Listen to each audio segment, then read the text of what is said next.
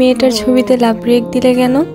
তোমাকে তো ক্লিয়ার করে বলেছিলাম আমার এসব ভালো লাগে না। বলো না কেন, সিন করে রিপ্লাই দিচ্ছ না কেন? অ্যান্সার কি এতটাই কঠিন, নাকি রিয়েক্ট দেওয়াটা খুব বেশি দরকার ছিল? আরে ওই তো আমার পুরনো ক্লাসমেট, আমি তো সবাইকে রিয়াক্ট দেই। তুমি এত সেনসিটিভ হয়ে যাচ্ছ কেন? একটা লাভ রিয়াক্ট মানে তো কিছুই না। সবাইকে রিয়েক্ট দাও? বাহ, খুব ভালো তো। তবে আমায় দিয়েছিলে প্রেমের কথা, সেটা সবাইকে বলো। তোমার কাছে আমি আলাদা না?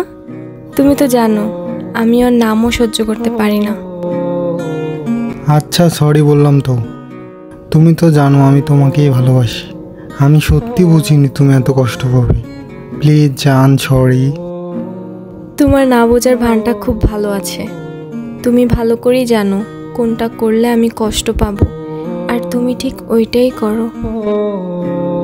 আমি মানছি আমি খুব খারাপ। তুমি শুধু বলো কি করলে তোমার মন ঠিক হবে।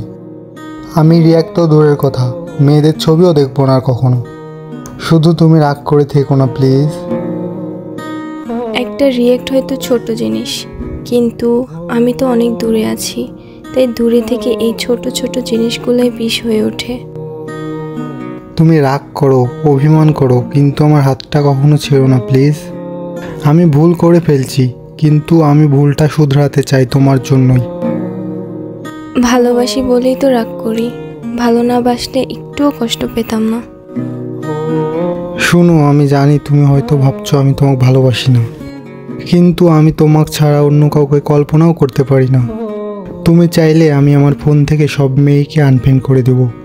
তুমি চাইলে আমি সোশ্যাল মিডিয়াও ছেড়ে দেব। তুমি শুধু বলো তুমি আমার সাথেই থাকবে। আমি বারবার ভুল করছি, কিন্তু তোমাকে হারানোর ভয়টাই আমাকে ঠিক করছে। আমি তো চেয়েছিলাম তুমি আমাকে একটু বুঝো। তুমি এইবার সত্যি বুঝেছো মনে হচ্ছে। ভালোবাসলে বিশ্বাস রাখতে শিখো। আর মনে রেখো, সব সময় জেলাস হয় না, অনেক সময় খুব বেশি কষ্ট লাগে। আর আমি রেগেছিলাম কারণ আমি তোমাকে সত্যি অনেক ভালোবাসি।